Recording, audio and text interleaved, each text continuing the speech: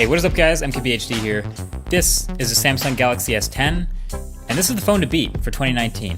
And not only is the phone great, but it's positioned so perfectly at the beginning of this year. So the Galaxy S series in general, which I think has been overshadowed by the Galaxy Note usually every year, has really found its groove with the Galaxy S10. This phone is basically the most complete all-around phone you can buy, which is why I say it sets the bar. This is the phone you have to beat if you want to be considered the best this year. So the big new changes or things to know with the S10 are in specs, design, and cameras. Those are the main things. The design is the biggest new change on the S10. It's the most recognizable new design in a phone in a little while, and I'd say aesthetically there are very few downsides, but there are a few. So when you get it out the box, it's of course dominated by this huge, beautiful, bright display, and I'm reviewing the S10 Plus, so it's an even bigger and more beautiful screen. Super viewable outdoors, great colors and calibration, thin bezels all the way around, thin chin, thin forehead, and I made an entire video all about the display actually that I'll link below if you want to watch that. My couple of downsides pretty much feel like nitpicking at this point. Like I have the occasional accidental screen press from the Infinity Edge display somewhere that I found a little bit annoying, and the power button on the right hand side is definitely annoyingly high up. I wish it was lower. And also, it looks like every single reviewer got this white Galaxy S10 Plus, which has like this iridescent pearl color changing finish. It's kind of trippy. A lot of people like it. I don't know. I really don't think I like it as much. I much prefer something a bit cleaner, a bit stealthier, really. There are other colors available too, or you could grab a skin from our channel sponsor, dbrand, plus you get the added bonus of never having to wipe fingerprints off the back again. So I don't know. Maybe it's just me. I'll link it below if you're interested in that stealth look. But the body of the phone itself is, of course, glass and metal, but it's somehow a super lightweight phone. Like it really looks like it should be heavier than it is, but it's super light in the hand. I wish I got to hold the ceramic version because I assumed that would feel more substantial in the hand, but that's not even a complaint. That's just something I noticed. Okay, so lots of thoughts on this whole punch-out, cutout display that they have on all these phones. S10 Plus with the dual camera cutout, S10 and S10e with the single camera cutout. By the way, full review on the S10e is going to be separate. But I have this theory on why I've actually ended up liking the hole punch cutout more than a notch. So I kind of started off feeling the same way about it as a notch. I've even called it a glorified notch, basically. I didn't feel any different. I was looking it up and I kind of didn't really find a name for it, but you know the cognitive effect where you can be missing a bit of information in a photo or video, but because of the information that surrounds it, your brain kind of fills in what was supposed to be there, sort of subconsciously, like that. I think that's what's happening with the hole punch cutout. Like my brain was already totally used to seeing notches in phones just because the past couple years of phones kind of all had them, but there's something about having just a little bit of extra pixels on the top and to the side of the notch that made it easier to forget about.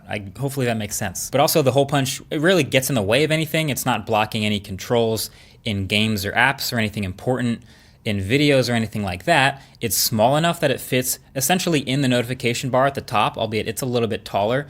But basically I'm in the camp that this ends up feeling better than the notch. You can fight me if you disagree. Also, I have an update to the glass screen protector situation with the ultrasonic fingerprint reader. So I did that video about the display where I tested a regular fingerprint reader. It worked, as you can imagine, and a glass fingerprint reader did not work. Then everyone started sending me links to this white stone dome tempered glass screen protector with a very unique, like 20-minute long install process, but I installed it, and despite my imperfect install, it definitely did work. So if you're interested in using a tempered glass screen protector and the ultrasonic fingerprint reader on the Galaxy S10, that one does work. I'll link it below, of course, as well. I also installed it on Instagram Live. It took me like half an hour. It was kind of hilarious, but hey, it worked. So specs.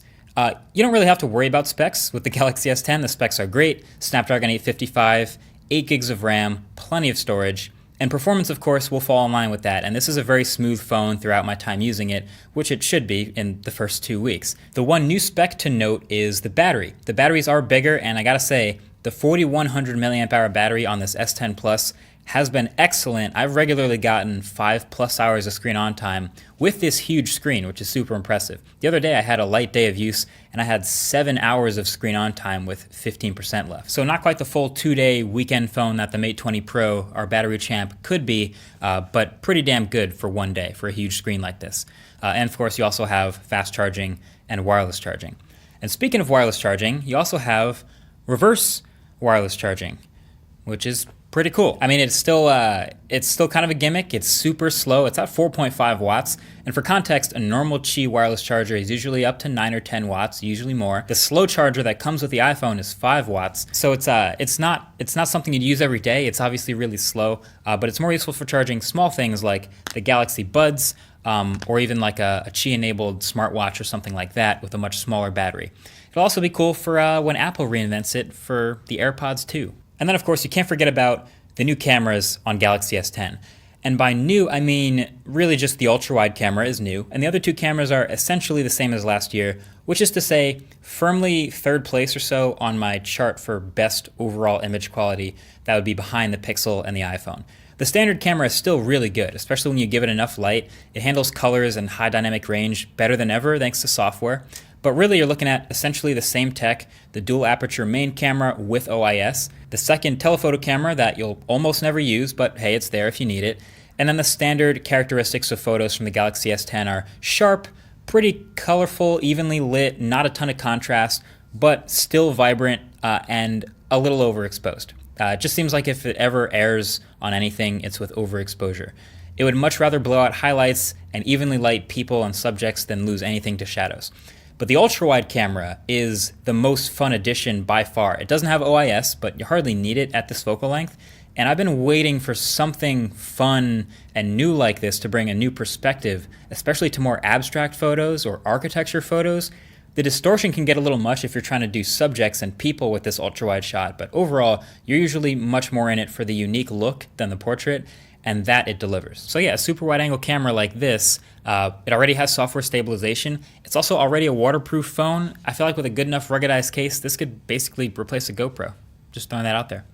So yeah, I'm glad Samsung added this. The S10e also has the ultra wide camera as well. And Apple will probably toss it in the next iPhone too, so thumbs up for that. Also, the front-facing camera is even more of that. So there's a front-facing wide-angle camera like I mentioned, and on the S10 Plus, a second cutout for a depth sensor. As a result, the front-facing selfies from the S10 Plus are pretty good. They don't strike me as way better than the S10 or the Pixel or others. It still draws a depth map that can fail sometimes, and it still overexposes also, all the time. But overall, the selfie camera is a B+. I still wish there was a second ultra-wide camera though. That would have been sweet. Also, I gotta say, I wish there was a dedicated night mode in this camera. It doesn't really have one, kind of like something like Night Sight or what Huawei's done with their night cameras. And even when you do have it turned on, it's basically in the scene recognition in the AI, so it'll recognize when it's dark enough, but even that doesn't make as big of a difference as Night Sight, so I kind of wish there was a dedicated mode. But hey, maybe they could add that with a software update. But speaking of software updates, you can now remap the Bixby button to do anything you want. Almost. Kinda. I mean, there's kind of a huge catch. I mean, Bixby still isn't very good, but in the Bixby settings, you can now single press or double press the Bixby button to launch whatever app you want, as long as the other still launches Bixby. Oh, and by the way, the whole whatever you want thing doesn't include other voice assistants. So anything you want except other voice assistants. So yeah, you can, I don't know, you can kind of hide it behind a double press. You probably won't accidentally double press it very often. So, you know what? I'll say it's a step in the right direction. Being able to do that better than you could before. And that step in the right direction kind of is in the theme of the rest of One UI. It's a step forward. This is the first version of a Samsung Android overlay that I've actually stuck with the stock launcher and used it. You know, typically I will switch over to Nova Launcher pretty quick, but One UI is different, and that says something about the direction they're going. It's pretty smooth overall, and of course the icons, which were sort of cartoony and huge on the stock grid, are actually customizable, so I feel like I've kind of had my way with it and I've gotten used to it. Now, I still don't know about version updates in the future. It's Android P out the box, so fingers crossed Samsung is also turning over a new leaf with software updates, but that's the sort of thing we'll have to wait and see. Overall though, I give it a thumbs up. It's not too overly colorful. There is a dark mode, which is cool, and the theme of keeping everything pretty low on the screen so it's easily accessible with one hand is really smart, with especially how tall these displays have gotten. So on top of all of that, add IP68 water resistance, like usual, add Wi-Fi 6, expandable storage, a headphone jack. Like, it's just really super complete. There's so many little things on top of the already solid core experience that, I mean, I spent $1,000 on a Galaxy S10 Plus of my own, and I really think this is one of the few phones that actually feels like it's worth it. Like, even if you want to judge it by the 5 pillars of a great smartphone, you already have, the build quality is sort of timeless. We've seen it before. The battery life is excellent. The performance is really good. The cameras are nice. And the display is best in class. It's got them all on lock. The bar has been set, and it's been set pretty high. Until the next one, thanks for watching. Catch you guys later. Peace.